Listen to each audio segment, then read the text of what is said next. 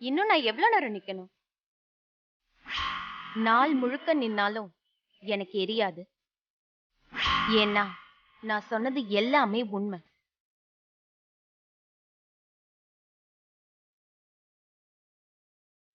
அதான் அந்த பொண்ணு தான் சொல்றது உண்மைன்னு நிரூபிச்சிட்டால. இப்ப என்ன சொல்ல போறாரு உங்க வாத்தி? இருமா, இன்னும் நாங்க மிளகா அரைச்சு பூசல இல்ல, அதுக்குள்ள அவசரப்பட்டா எப்படி? அதான் அந்த பொண்ணு பூசியாச்சு இல்ல, உடம்பு எரியலன்னா அப்போ அவ சொல்றது உண்மை தானே அர்த்தம். என் மாப்பிள்ளையும் பூசி அவன் உடம்பு எரியலன்னா அவன் சொல்றது உண்மைதானே?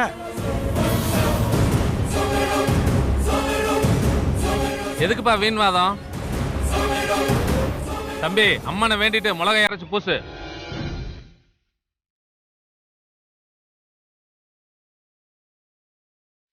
தயங்காம தைரியமா போடா. இந்த அம்மனும் உங்க அப்புச்சியும் உனக்கு துணையா இருப்பாங்க. போடா மாப்பிள்ள, அந்த ஆத்தா நம்மளுக்கு துணை இருப்பா.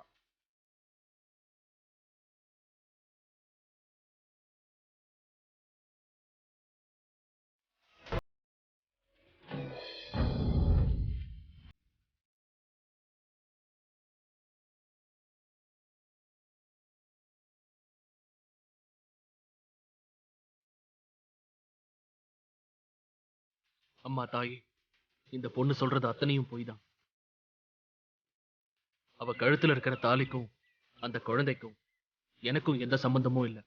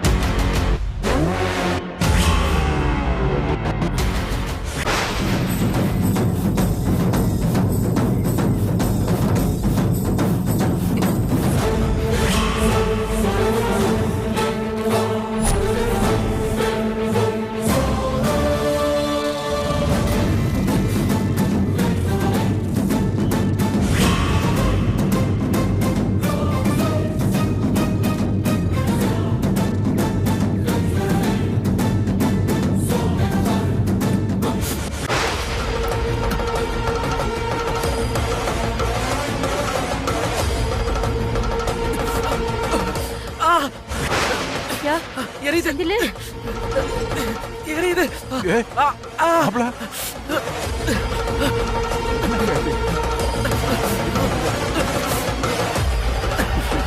எரியுதே தாங்க முடியல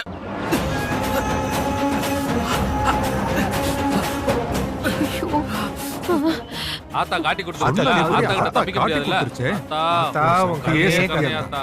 என்னப்பா எரியுதுன்னு சொல்றாப்ல அப்ப அந்த பொண்ணு சொன்னது நிஜம்தான் போல தம்பி அவங்க அப்பா மாதிரி தான் போல இருக்கு அம்மா வந்து ஆத்தா கிட்ட எல்லாம் தப்பிக்க முடியுமா ஏய், மாப்பிள.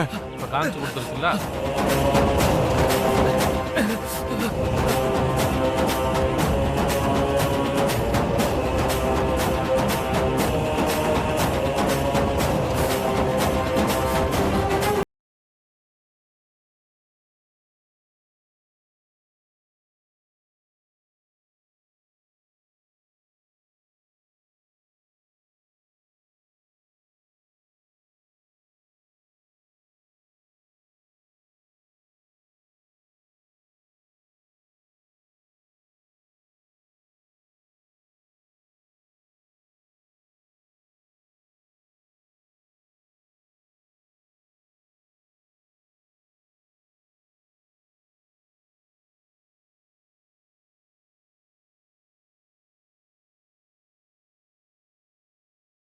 அம்மனே காட்டி கொடுத்துட்டால அதுக்கப்புறம் அவர் உடம்பு எரியறத என்னால எப்படி பார்க்க முடியும்?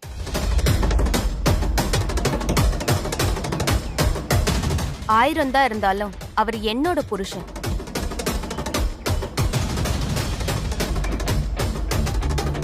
டேய் மாப்பிள, என்னடா இது? எனக்கு ஒன்றும் புரியல மாமா அம்மா என்ன நம்புமா உன் மேல சத்தியமா நான் எந்த தப்பும் பண்ணலமா அதான் மாப்பிள்ள உடம்புல எரிச்சலை கொடுத்து அவன் சொல்றது பொய் இவன் சொல்றதான் உண்மைன்னு அம்மன் காட்டி கொடுத்துட்டால. இப்போ அது இந்த பொண்ணை நம்புங்க.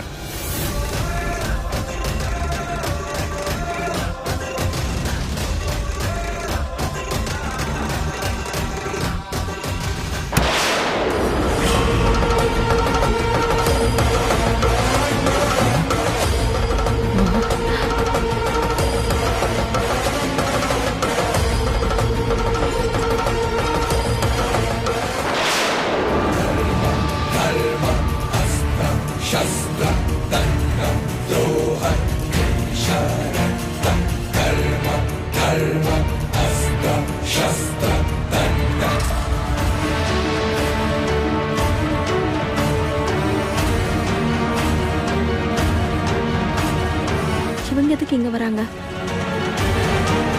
எல்லாரும் மனசுல என்ன நினைச்சுக்கிட்டு இருக்கீங்க? யார் இங்க என் மாப்பிள்ளை மேல பொய்யா பழிய போட்டது? அவன் தலைய வெட்டி எடுத்துட்டு போலான்னு தான் வந்த.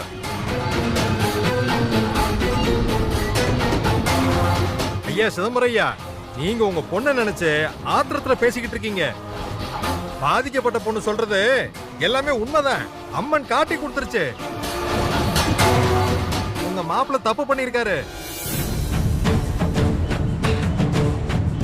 யோ, யாரோ ஏதோ சொல்றாங்கன்னு என் மாப்பிள்ளைய சந்தேகப்படுறதா? அவர் சொக்க தங்கம்யா. எந்த காலத்துல இருக்கீங்க? அம்மனுக்கு என்ன தெரியும் என் மாப்பிள்ளைய பத்தி? அம்மனுக்கு தெரிய போய் தான் எல்லா உண்மையும் வெளியே வந்திருக்கு. யோ பெரியவரே, இது உங்க ஊரு பஞ்சாயத்து இல்ல. நீ வேட்டியை மடிச்சுக்கிட்டி என்ன வேணாலும் பேசுவா, நாங்க பாத்துக்கிட்டு இருக்கணுமா? இங்க இதுதான் சாங்கியம். இதுக்கு கட்டுப்பட்டு தான் இந்த ஊர் நடக்கும். ஏன் போன வாரம் கூட என் நிலப்பத்திரம் பொய்ன்னு சொல்லி அந்த அம்மன் சொல்லிச்சுல்ல, அதை யாரும் கேட்கலையா? எங்களுக்கு வந்தா தக்காளி சட்னி, உங்களுக்கு வந்தா ரத்தமா? கருவாப்பையில என் முன்னாடி மரியாதை இல்லாம தர குறைவா பேசிட்டு இருந்தா அடிச்சு மண்டையெல்லாம் பொழந்து விட்டுருவோம், ஜாக்கிரதை. ஊர் பஞ்சாயத்து ஒரு முடிவெடுத்தா அது எல்லாரும் கட்டுப்பட்டு ஆகணும். உங்களோட முட்டாள்தனமான சம்பிரதாயத்தை நான் மதிக்கணும்னு அவசியம் இல்லை. எனக்கு என் பொண்ணு வாழ்க்கை தான் முக்கியம். ஆமாயா, ஊரு விட்டு ஊரு வந்த இவ இஷ்டத்துக்கு கதை விட்டுக்கிட்டே இருப்பா. இவ சொல்ற பொய்யெல்லாம் கேட்டு நாங்க வாயை பிளந்துட்டு நிக்கணுமா? ஆலையும் மண்டையும் பாரு. நேத்தே இவ்வளவு வெட்டி பொலி போட்டிருப்பேன். அமுதா புள்ள குறுக்கு வந்து தடுத்ததுனாலதான் விட்டு வச்சுட்டு இருக்கேன். பெரியவங்க நீங்க இப்படி பஞ்சாயத்துல முறை தவறி பேசுறது அம்புட்டு நல்லா இல்லைங்க. உங்க பொண்ணு வாழ்க்கை பாதிச்சிரும்னு நீங்க ஆத்தத்துல பேசுறீங்க. இங்க ஒரு பொண்ணு, அந்த பொண்ணோட குழந்தைன்னு 2 பேர் வாழ்க்கை கேள்விக்குறியா இருக்குங்க. அதுக்கு என்ன பதில் சொல்ல போறீங்க?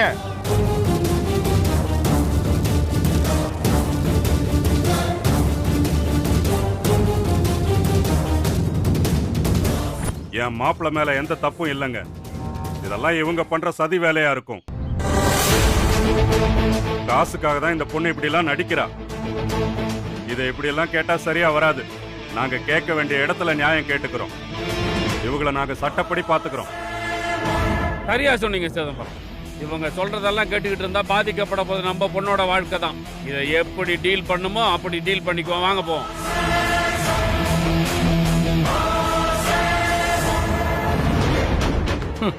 போங்க போங்க. நீங்க எங்க போனாலும் ஒன்னும் செய்ய முடியாது. எங்க ஊர் பஞ்சாயத்து சொல்றதுதான் முடிவு.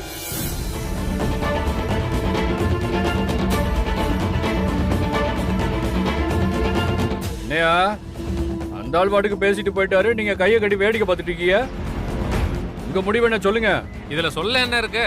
அம்மன் இந்த பொண்ணு சொல்றது உண்மைன்னு சொல்லிருச்சு. இனி செந்தில் இந்த பொண்ணை ஏத்துக்கிட்டு தான் ஆகணும்.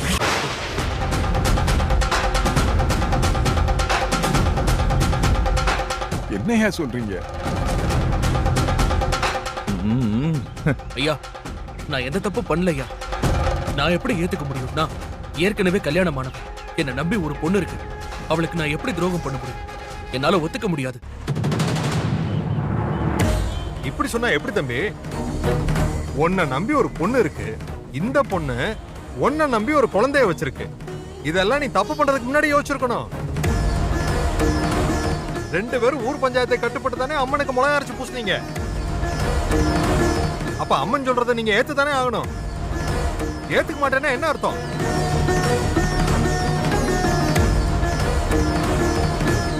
ஐயா, யாருக்கும் தெரியாம இவர் என் கழுத்துல கட்டின தாலிய திரும்பவும் ஊர்க்காரங்க எல்லார் முன்னாடி வச்சு இவர் எனக்கு கட்டணும்.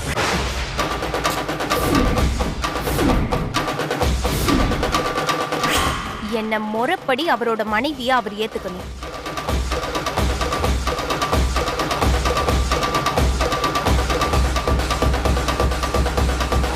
என்ன அன்னலட்சுமி அம்மா அமைதியா இருந்தா எப்படி? இந்த பொண்ணு கேட்கறதுக்கு பதில் சொல்லுங்க. ஐயா, எனக்கு இதுல உடன்பாடு இல்ல.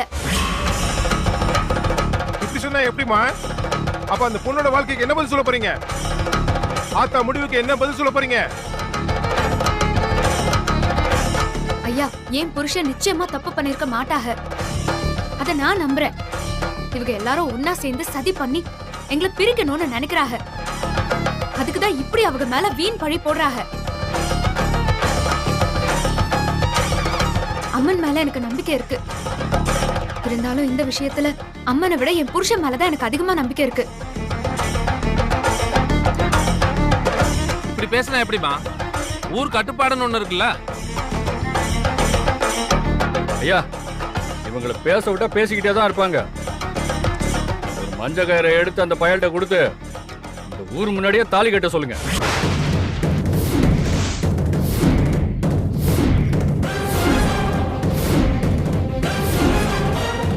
ஊருக்காரன் இத்தனை பேர் இருக்கிறப்ப எப்படி கட்டாம போவான்னு பாத்துறலாம்.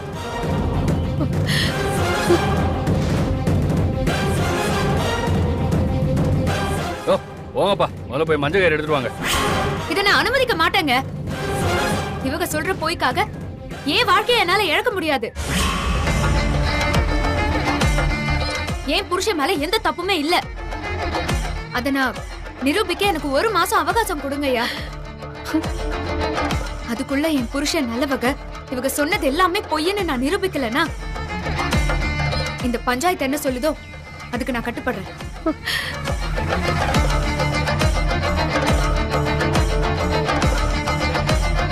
ஐயா, அதெல்லாம் முடியாதுங்க. டைம் கொடுத்தா ஏதாவது பண்ணி அவங்க எல்லாத்தையும் கெடுத்துருவாங்கய்யா. இப்பவே தாலி கட்ட சொல்லுங்க முதல்ல.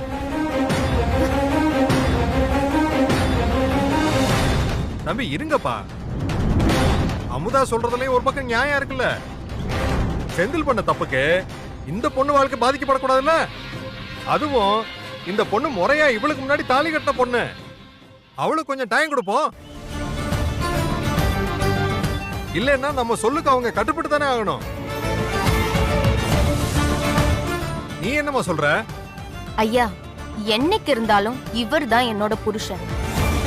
அவர் இன்னைக்கு தாலி கட்டினா என்ன, நாளைக்கு தாலி கட்டினா என்ன, ஆனா ஒண்ணு, இந்த 1 மாசமும் நான் அவரோட வீட்ல தான் இருப்பேன்.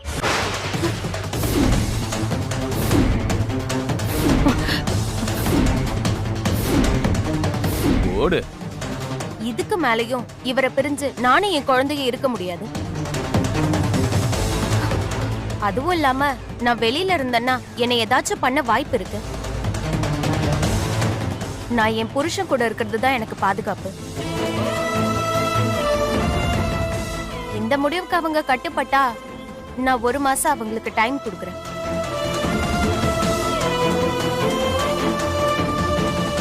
என்னம்மா, இந்த முடிவு சம்மதம் தானே?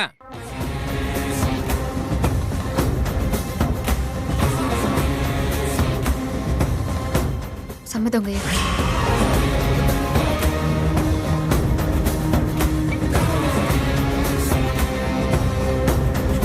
அப்புறம் என்ன, இன்னைக்கு பௌர்ணமி. அடுத்த பௌர்ணமிக்குள்ள உன் புருஷன் நல்லவன் நிரூபிக்கணும். அப்படி நிரூபிக்கலன்னா நாங்க முடிவெடுத்தபடி இந்த பிள்ளைக்கும் உன் புருஷன் செந்திலுக்கும் கல்யாணம். அது வரைக்கும் இந்த பொண்ணு அன்னலட்சுமி வீட்டுல தான் இருக்கும். இதான் இந்த பஞ்சாயத்தோட முடிவு.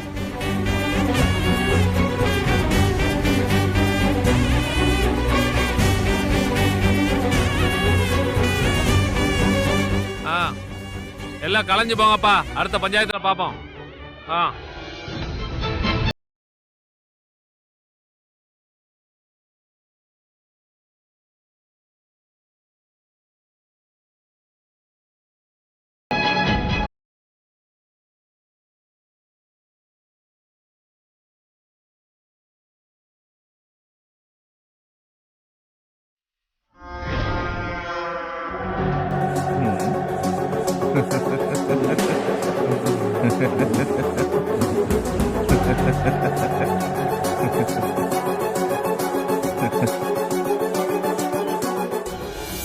ஐயா செந்தில், நீ எதுக்கும் கலங்காத.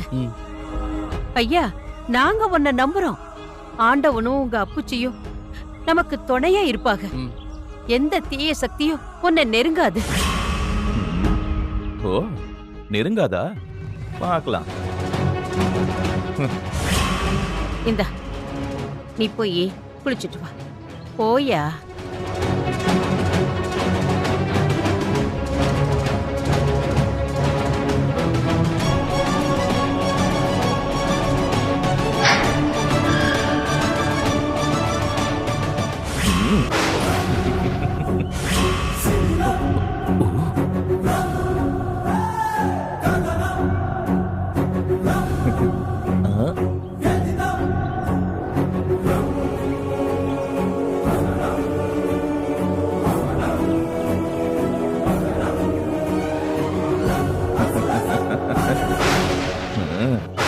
செந்திலு, நீ இன்னைக்கு